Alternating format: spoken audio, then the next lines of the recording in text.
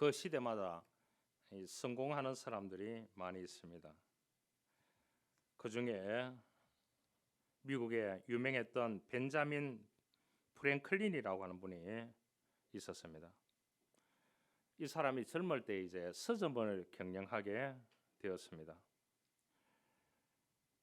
그러니까 젊은 나이에 서점을 한번 경영해보고 어떻게 기업을 해볼까 이런 꿈을 가지고 이 사람이 제일 시작했던 것이 뭐냐 하면은 서점이었습니다. 나중에는 위대한 경영인이 되었죠. 어느 날 한 손님이 와서 책을 이리저리 뒤지다가 한 권의 책을 골라서 값을 물어보는 겁니다. 물어보니까 이 플랭클린이라는 젊은이가 그런 말을 했습니다. 정가에 기록되어 있지 않습니까? 그 정가를 내십시오. 그런데 불구하고 손님이 그렇게 얘기합니다. 좀 내고를 쳐달라고, 디스카운트를 해달라고. 그러니까 프랭클린이 정직하게 1불입니다. 그래서 손님이 계속해서 얘기합니다. 좀 더 싸게 살 수 있도록 값을 좀 깎아 주십시오. 이렇게 하니까 이 프랭클린이 그런 말을 했습니다. 1불 15전입니다. 손님이 깜짝 놀랐습니다. 깎아 달라고 하는데 가격이 더 올라가는 거예요. 프랭클린이 또 웃으면서 말했습니다. 계속 깎아 달라고 하니까 이제는 그 책값이 1불 50전입니다. 손님이 자꾸 깎아 달라고 하니까 그 다음에는 2불입니다. 그러니까 프랭클린이 그런 말을 했습니다. 시간은 돈보다 귀한 것입니다. 책값은 1불인데 쓸데없는 말 자꾸 해서 내 시간을 빼앗았으니 그 책값은 이제 비쌀 수밖에 없습니다. 이렇게 얘기했대요. 여러분, 얼마나 귀중한 교훈입니까? 여러분은 시간을 얼마나 소중하게 여기고 있습니까? 한 시간 한 시간 아주 금보다 귀한 시간을 우리가 보내고 있습니다. 여러분들은 그 시간들을 어떻게 보내고 있습니까?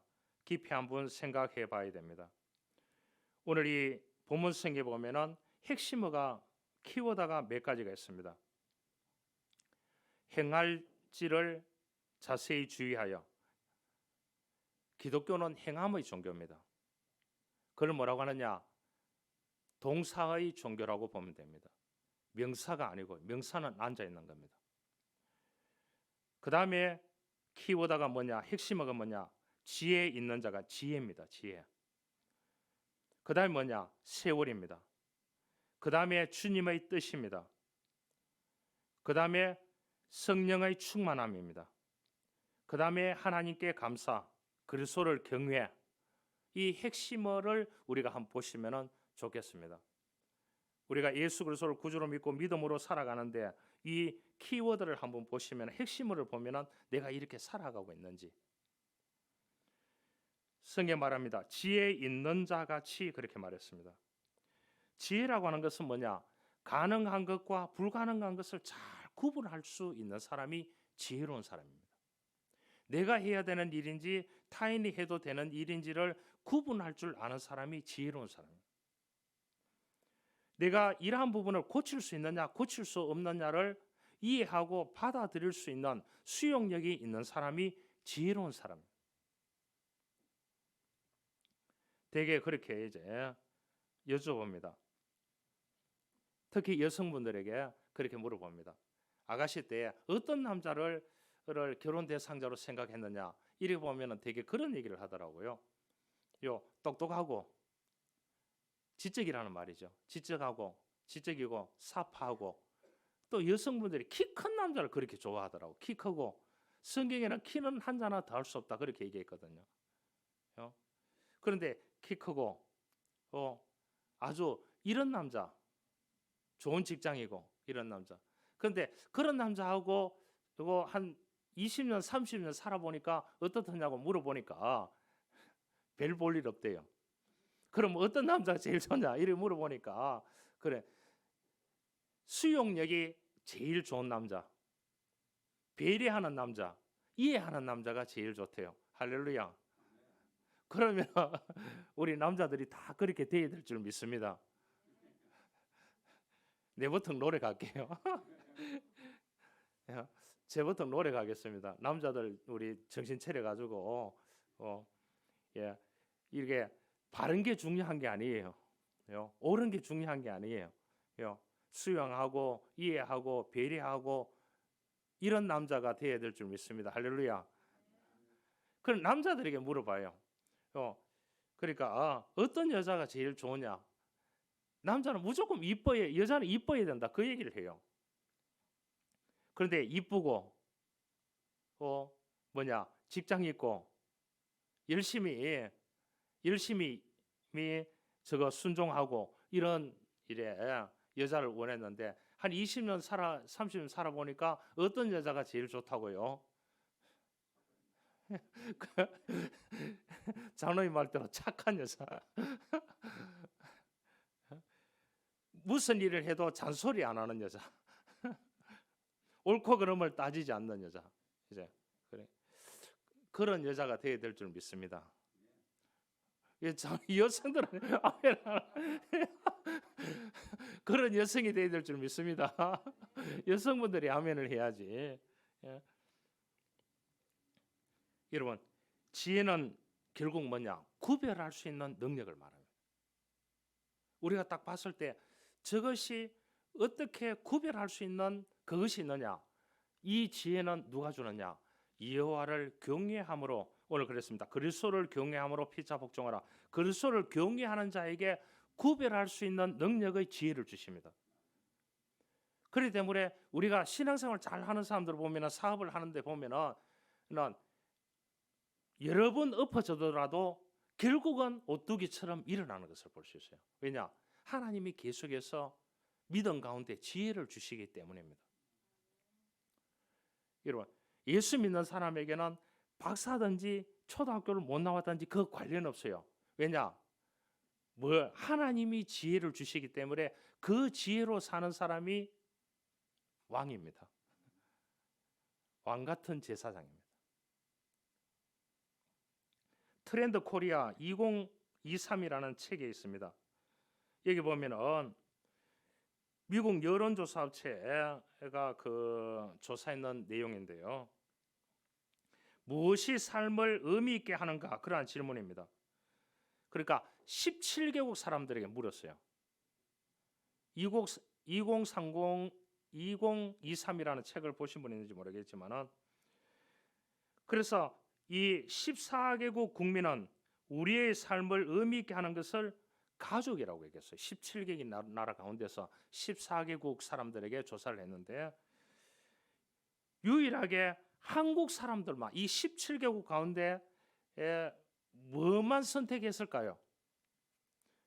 다른 건 다 필요 없대요. 물질적인 풍요가 1등이었어요.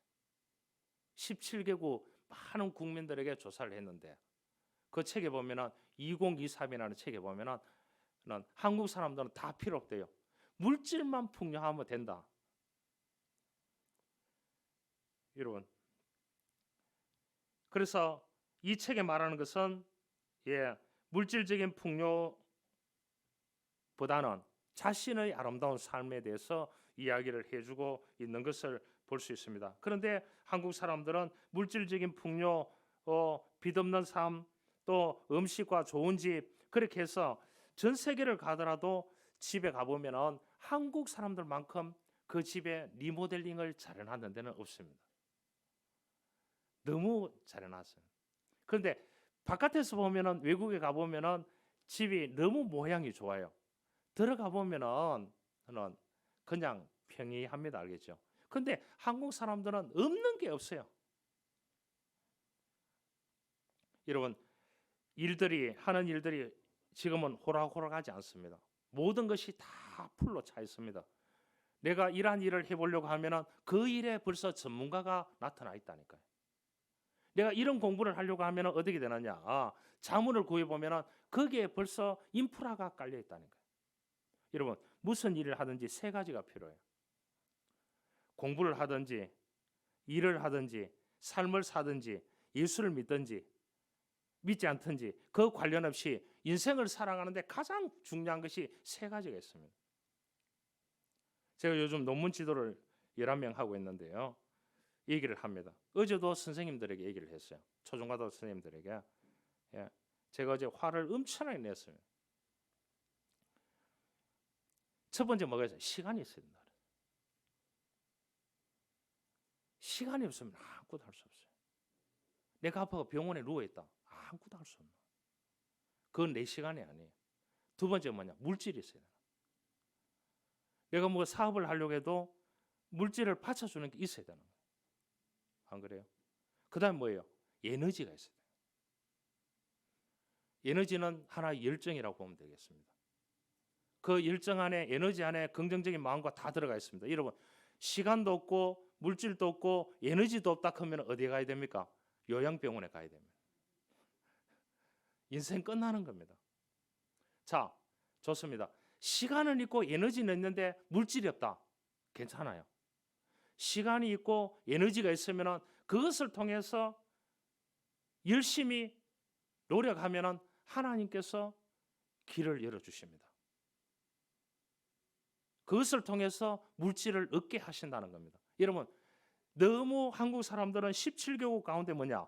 물질만을 선택했는 게 대한민국 사람들이라.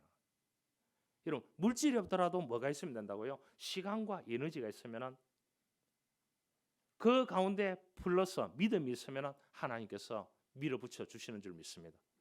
그렇기 때문에 우리가 믿음으로 사는 거예요. 우리가 신앙생활 하는데 지적으로 뭐 하는 게 아닌 거예요. 믿음으로. 그래서 우리가 예배하지 않습니까? 그래서 오늘 성경 말합니다. 그 다음에 세월이라는 말이 나옵니다. 헬라어로 카이로스라고 하는 말인데 한정되어 있는 일정한 시기라는 겁니다. 일정한 이 세월이라는 게요. 시간이랑 한정되어 있다는 겁니다. 그래서 사람은 출생해서 주님이 부르시는 그날까지 그것이 우리에게 주어진 시간들입니다. 그 시간들 뭐 해야 되겠습니까? 1번이 복음 전하는 데 써야 됩니다. 내가 믿은 예수, 내가 맛본 예수, 내가 느낀 예수 그리스도를 전하는 데 쓸 수 있도록 우리를 이 땅에 창조하고 태어나게 하셨습니다. 그래서 복음을 전하는 자에게 뭐라고 했습니까? 하늘의 별과 같이 빛나게 해준다 그렇게 얘기했어요. 할렐루야. 복음을 전할 수 있기를 원합니다. 복음을 전하면 여러분들 길을 열어주십니다. 하늘의 별과 같이 빛나게 해준다 그랬습니다. 여러분, 하늘의 별이 멀리 떨어져 있으니까 그렇지 가까이 있다 생각해 보세요. 어떻게 되겠습니까? 엄청난 열이 있는 거죠. 우리는 숨가쁜 세월을 살아가고 있습니다. 자칫 잘못하면 오늘이 내일로 영원토록 계승되는 것을 착각하면서 그 주어진 세월을 놓치고 후회하는 경우가 많이 있습니다. 한 해의 끝자락에 와 있습니다. 하나님께서 우리에게 맡겨주신 그러한 시간들, 이 한 해도 우리에게 주신 사명, 우리에게 주신 헌신의 일들, 얼마만큼 내가 교회를 위해서, 가족을 위해서, 또한 일터를 위해서, 하나님의 영광을 위해서 얼마만큼 그 기회를 삼았느냐를 우리가 생각해 볼 수 있는 하나의 기회가 되어져야 됩니다. 시간 가운데 리얼타임이라고 철학적인 시간이 있어요. 철학적인 시간. 시간도 여러 가지 철학이라 하니까 너무 어렵죠. 철학이 제일 쉽습니다. 그래서 당신 철학이 뭐냐? 이렇게 물어보면은 뭐라고 합니까? 나는 하나님을 경외함을 통해서 믿음으로 승리하는 인생을 사는 것이다. 이렇게 말하는 것도 자기 철학이 되겠죠. 철학적인 시간이 있습니다. 철학이라는 것은 뭐냐? 그 사람의 의미를 계속해서 바꾸어 가는 걸 말합니다. 네 인생의 의미를 바꾸어 가는 이것을 철학적인 시간이라 얘기합니다. 오늘 깨달은 것이 있습니다. 그러면은 기도하다가 예배하다 깨닫는 게 있으면 내일부터 하나하나 실천해 가보는 겁니다. 일일신 우일신이라는 말을 한 사람이 있습니다. 박재상이라는 신라의 재상이에요. 그런 말을 했습니다. 매일매일 새롭게 해나가야 된다. 그리스도 안에 있으면 새로운 피조물이라 했습니다. 그 다음 뭐냐? 이 피지컬 타임이라고 생리적인 시간이 있습니다. 내 건강에 속한 육체적인 시간이 있습니다. 자꾸 늙어갑니다. 그런데 어떤 사람들은 지금 나이가 들었는데 가보니까 나이가 70인데 육체적인 나이가 39세라고 그렇게 얘기하더래요. 그러니까 그 사람들은 대단한 사람들이죠. 그러죠. 이 나이가 한 50 정도 됐는데 육체적인 나이가 한 70 후반, 80. 제가 경락을 가니까 처음 가니까 그 원장이 그런 말을 하더라고요. 50대인데 육체적인 나이는 70대 후반이래요. 그렇게 얘기했다니까요. 그래서 제가 이제 경락을 받으면서 이제 좀 내려왔습니까? 그렇게 얘기하니까 지금은 이제 한 60대가 됐다고 그 얘기를 하더라고요. 그래서 생리적인 시간이 있습니다. 그다음 뭐냐? 사이콜로지칼이라고 하는 타임이 있습니다. 심리적인 시간이 있습니다. 이 사이콜로지. 그래서 심리적인 시간이 있는데 이 심리적인 시간에 견디지 못하는 사람이 있습니다. 그래서 신경증이 오고 우울증이 오고 정신 그러한 이렇게 분열성 장애가 오고 분열성 장애가 오고 인격적인 장애가 오고 반사회적 성격 장애가 와가지고 이 사회를 무리를 일으키고 가족 가운데 힘들게 하고 자신도 힘들어하는 삶을 살아가는 심리적인 시간을 보내고 있는 사람들이 너무나 많이 있습니다. 그러죠. 자고 일어나면 사건이 다 터져. 그런 시간을 보내고 있고요. 릴리저스 타임이라고 신앙적인 시간이 있습니다. 여러분, 하나님이 주신 이 신앙적인 시간을 우리 인생에 믿음에 따라서 그 시간마다 의미와 길이가 달라져야 하는 겁니다. 달라져야 하는 거예요. 커처럴 타임이라고 문화적인 시간이 있습니다. 여러분, 지금 너무 좋은 문화 속에서 살아가고 있기 때문에 믿음을 지키기가 힘든 겁니다.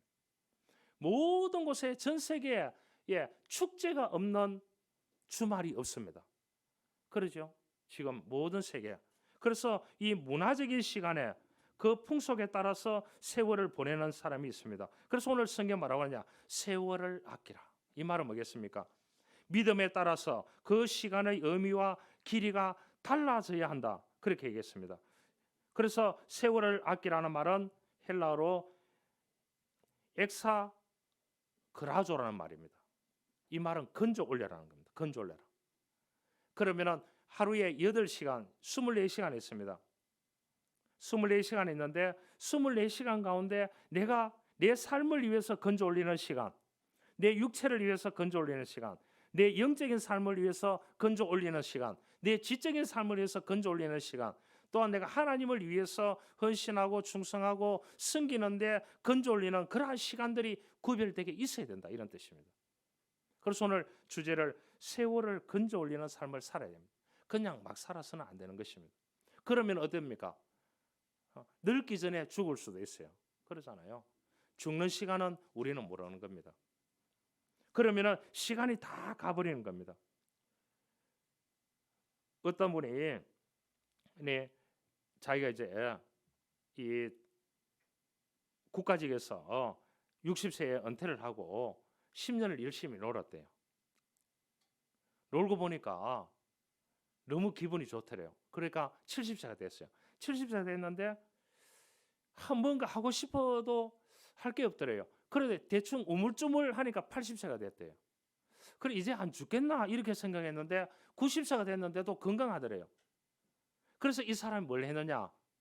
뭐 먹고 사는 거 공직에 있었으니까 그는 있으니까 이분이 이제 영어를 배우기 시작했어요. 90세에. 몇 년 동안? 5년 동안. 5년 동안 영어를 배워가지고 5년 동안을 노블레스 오블리주로 어려운 아이들이나 어른들이나 가가지고 무료로 영어를 가르쳐 주겠다 해서 영어를 5년 배우고 영어를 5년을 가르쳤대요. 몇 세가 됐어요? 100세 됐어요. 100세가 돼가지고 이 사람 무엇을 보느냐 이제 글 쓰는 걸 배우는 거예요. 글 쓰는 거. 글 쓰는 거를 5년을 배워가지고 5년을 가르쳐주고 죽겠다는 겁니다. 그런데 이 사람이 110세가 지났는데 지금 살아있다는 거 아니에요. 안 놀라시네요. 참. 여러분, 우리가 세월을 건져 올리는 삶을 살아야 되는 것입니다. 그냥 하루를 그냥 보내서는 안 되는 것입니다. 하나님이 주신 귀중한 시간을 건져 올려야 되는 겁니다. 하나님을 복음을 위하여 건져 올리고 여러분 가정을 위해서 건져 올리고 여러분들의 삶의 소득을 위해서 건져 올리고 여러분들의 관계성을 통해서 좋은 관계 맺는 그러한 부분에서 건져 올리고 하나님의 영광을 위해서 건져 올리는 삶을 살아가야 내 생명이 하나님께서 더 아름답게 하여 주실 줄 믿습니다. 그래서 여러분 공평합니다. 평등한 게 아니에요. 하나님은 공평하신 겁니다. 열심히 노력하는 자에게 열심히 벌고 그를 유용하게 쓸 수 있도록 또 하나님께서 배려하시고 그렇게 하시는 겁니다. 하나님은 공평하신 겁니다. 여러분 공평하지 않다 그러면요 부자들이 너무 오래 살아버리면 어떻게 될까요? 갑부들이 너무 오래 살아보면 어떻게 될까요? 안 되는 것입니다. 알겠죠? 그런데 어떻게 보면 평범하게 사는 사람들이 더 오래 살아요. 야, 저 사람은 유명한 병원에 병원도 짓고 유명한 기업 가고 그런데도 불구하고 어디에 됩니까? 보니까 이 감옥에서 이 국가병원에 가가지고 수술을 했더라고요. 자기 가문에서 세웠는 그 좋은 최고 엘리트 병원이 있음에도 불구하고 여러분 하나님이 주신 우리들의 시간들이 있습니다. 신앙적인 시간들 우리가 이 시간들을 다 건져 올려야 되는 것입니다. 할렐루야. 왜냐? 첫 번째 그렇게 말합니다. 세월을 아끼라. 왜 아껴야 되느냐? 왜 건져 올려야 되느냐? 내 시간을 최선의 것으로 만들어야 되느냐? 악하기 때문입니다. 지금 보면 이렇게 악한 시대가 없을 정도로 악한 시대입니다. 들려오는 소식들은 다 뭐라고요? 여러분 유튜브 보지요, TV 보지요, 신문 보지요, 드라마 보지요. 다 뭐냐? 악한 것밖에 하지 않아요. 악한 것밖에 나지 않아요.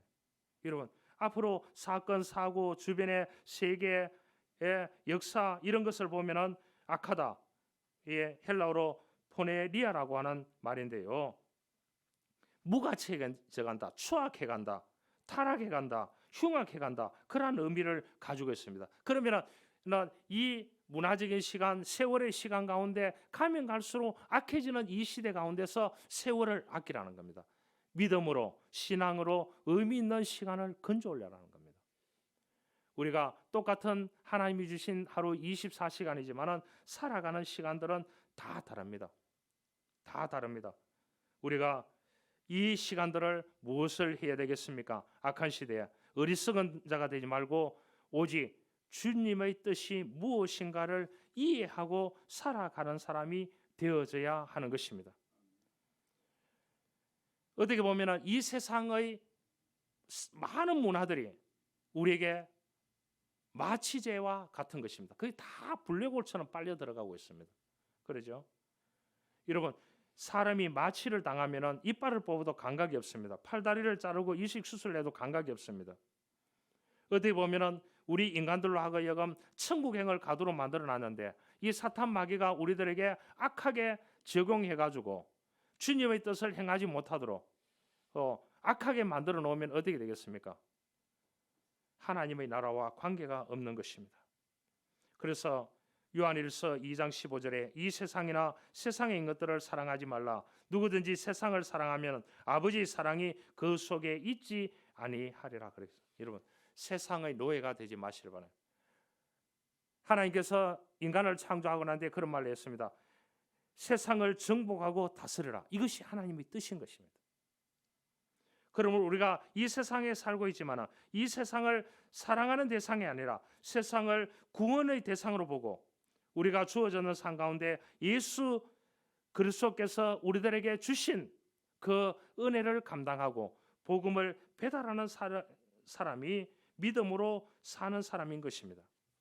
두 번째, 주의 뜻이 무엇인지 이해하라고 했습니다. 어리석은 자가 되지 말고 주님의 뜻을 이해하라고 했습니다. 참 이렇게 생각해 보면 그래요. 설교 준비를 하면서 과거를 한번 회상해 봤습니다. 제가 할아버지 할머니의 뜻을 얼마만큼 제가 이해했을까? 저희 아버님 어머님 말씀을 얼마만큼 이해했을까? 그렇게 하면서 조금 후회가 들었습니다. 제가 자라면서 그때 좀 더 부모님 말에 순종하고 이해하고 했으면 어떻게 좋았을까? 내가 처음 예수 믿었을 때 그 더 하나님의 뜻에 순종하고 그 하나님의 뜻에 이해하고 더 하나님께 더 헌신적인 인생을 살았더라면 어땠을까? 이런 것을 제가 스스로 자문해 보았습니다. 여러분 어떻게 생각하십니까? 앞으로 남은 생에는 우리가 주님의 뜻이 무엇인가를 이해하고 거기에 헌신하고 충성하고 사명을 감당하는 저와 여러분들이 될 수 있기를 주님을 축원합니다. 그러면 내 인생은 하나님이 책임져 주신다는 거예요. 한 여성이 총상을 입은 채 발견되었습니다. 그녀는 강도가 쏜 총에 5발이나 맞았지만은 끝까지 버텨서 살아남았습니다.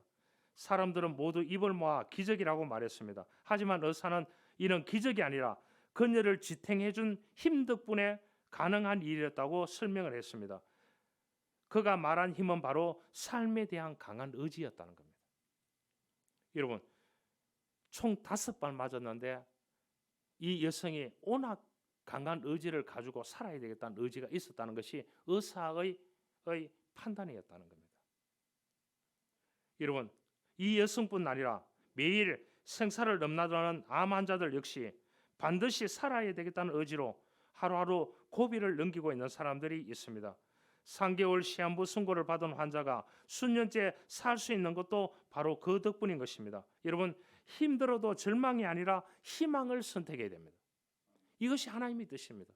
하나님은 우리들을 하여금 항상 희망을 선택하도록 우리들에게 코치하고 우리들에게 서포트하고 우리들을 밀어주시는 분이 여호와 하나님이라는 사실을 알아야 되는 것입니다. 우리가 살아온 믿음의 무게, 영혼의 무게, 삶 속에 담겨있는 하나님의 무게는 얼마나 됩니까? 그래서 시편 73편 28절에 그렇게 말합니다. 하나님을 가까이 함이 내게 복이라 그렇게 했어요. 그래서 우리가 주일마다 예배를 드리는 겁니다. 또 여러분들이 식사 때마다 또한 여러분들이 시간 될 때마다 교회 와서 여러분들의 삶의 현장에서 기도하고 말씀을 펼치고 믿음으로 살아가게 되는 것입니다. 여호와를 가까이 하며 내게 복인 줄 믿으시기를 바랍니다. 이것이 최고 복인 것입니다. 여러분, 배가 나침판이 없이 마음대로 항해하면 표로 되고 맙니다. 자동차는 출발과 정지, 우회전, 좌회전, 유턴 신호에 따라서 운행하게 됩니다. 하나님께서 이 땅을 통치하실 때 우리에게 청신호도 주시고 적신호도 주시고 또 때로는 우회전, 좌회전 신호도 받게 하시고 가서 안 될 곳은 즉시 유턴하게 하시는 분이 여호와 하나님이신 것입니다. 절대로 내가 원하는 대로 이 세상이 되지 않는다는 것을 깨달아야 됩니다. 내가 갖고 싶은 대로 다 가질 수 없는 것입니다. 내가 먹고 마시고 싶은 대로 아무 것이나 먹고 마시는 것이 아닌 것입니다. 내가 말하고 싶은 대로 함부로 떠드는 것이 아닌 것입니다. 우리 일회 해마학교 가면은 사무실 앞에 자축변에 붙여놨어요. 제가 붙여놨어요. 신문에 보면은 중국의 마윈이라는 사람이 말 한마디 잘못해서 벌금을 4조 1,000억인강 벌금을 두들겨 맞았는 것을 제가 올해다가 센터에 애들 보라고 거기 붙여놨습니다. 말 한마디 잘못해가지고 마윈이라는 사람이 있잖아요. 알리바바. 말 한마디 잘못해가지고 벌금을 4조 1,000억을 벌금을 맞아가지고 지금 일본에 가 있다니까요.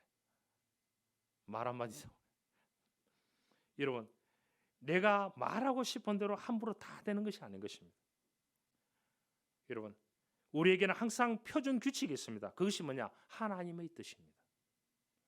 주님의 뜻을 이해하고 그 주님의 뜻을 받들어 사는 사람이 그 사람이 무엇이냐? 그 인생이 건져 올리는 인생을 살아가게 되는 것입니다.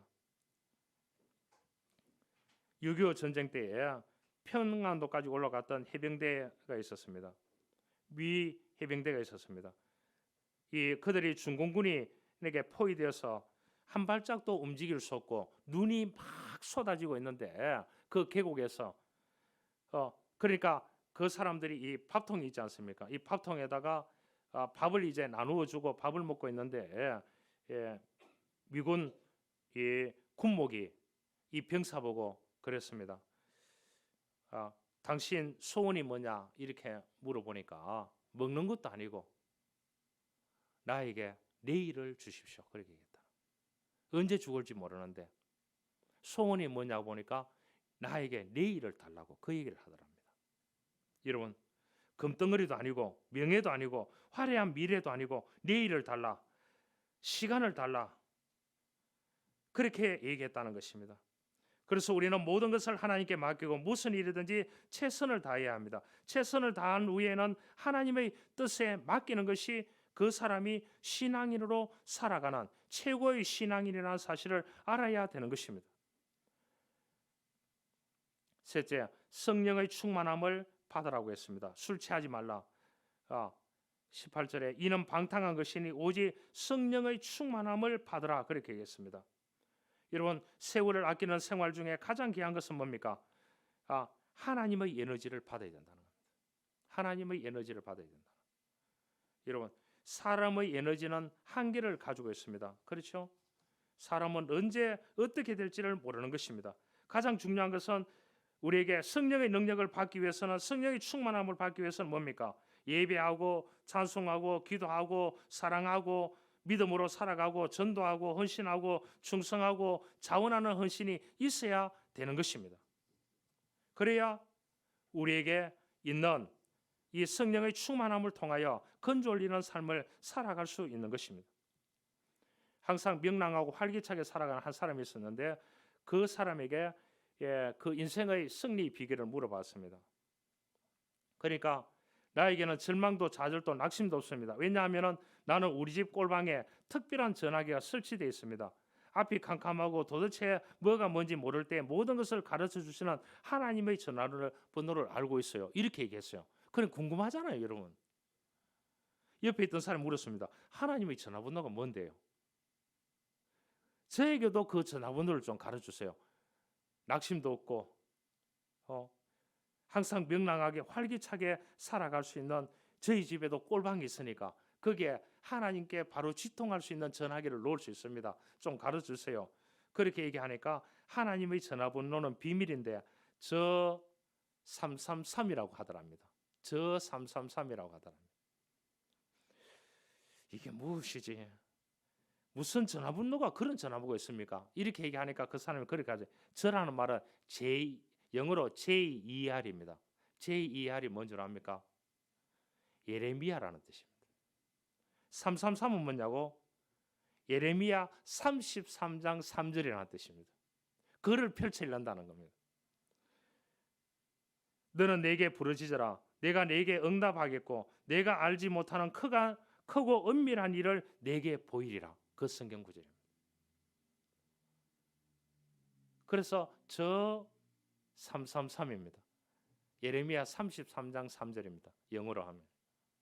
그랬더니 옆에 듣고 있던 또 다른 사람이 그런 말을 했습니다. 저는 꼴방에서뿐만 아니라 MT를 가서도 하나님께 걸 수 있는 휴대폰 전화를 알고 있습니다. 그렇게 얘기했대요. 휴대폰 전화를 옆에 있는 사람이 하나님께. 그래서 옆에 있던 사람이 눈이 둥그레져가 그런 전화번호가 있어요. 우리한테 좀 가르쳐주세요. 얘기했습니다. 그러니까 바로 MT-77이라고 했습니다. MT- 휴대폰으로 하나님께 전화할 수 있는 게 뭐냐? MT-77이라고 했어요. 이 번호 뭔 줄 압니까? 마태복음. MT 약자지요. 마태오 7장 7절입니다.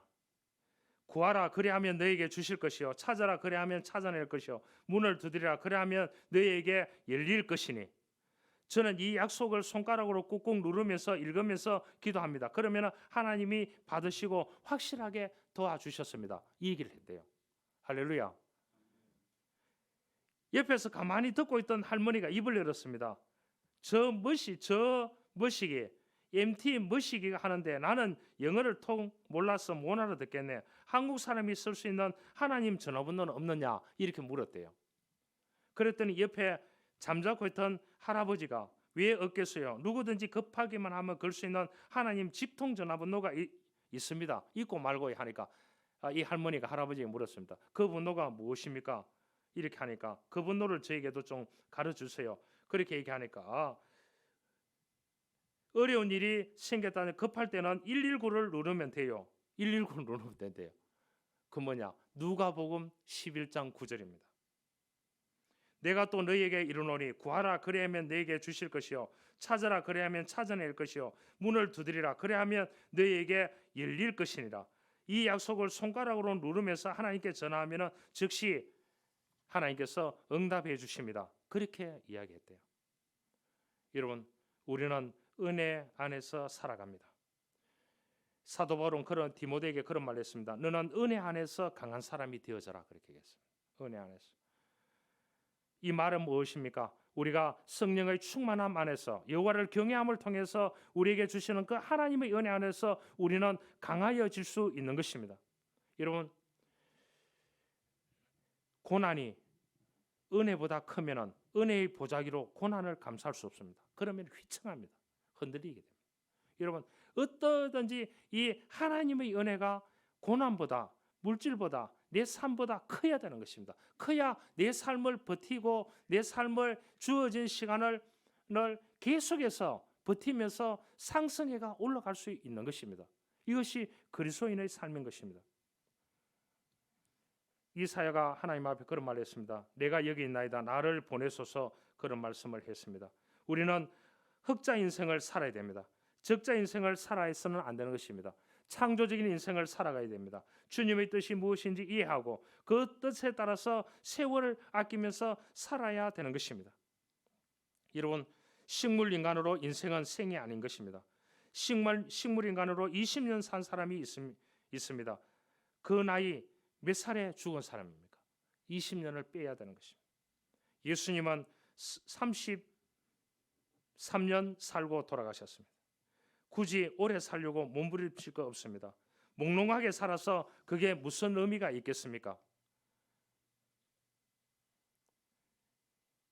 제가 신문에 보니까요, 사람이 이 지구에서 살 수 있는 게 38세 정도 설계되어 있다. 그런 이제 좀 성경하고는 좀 다르지만은 그렇게 설계되어 있더라고요.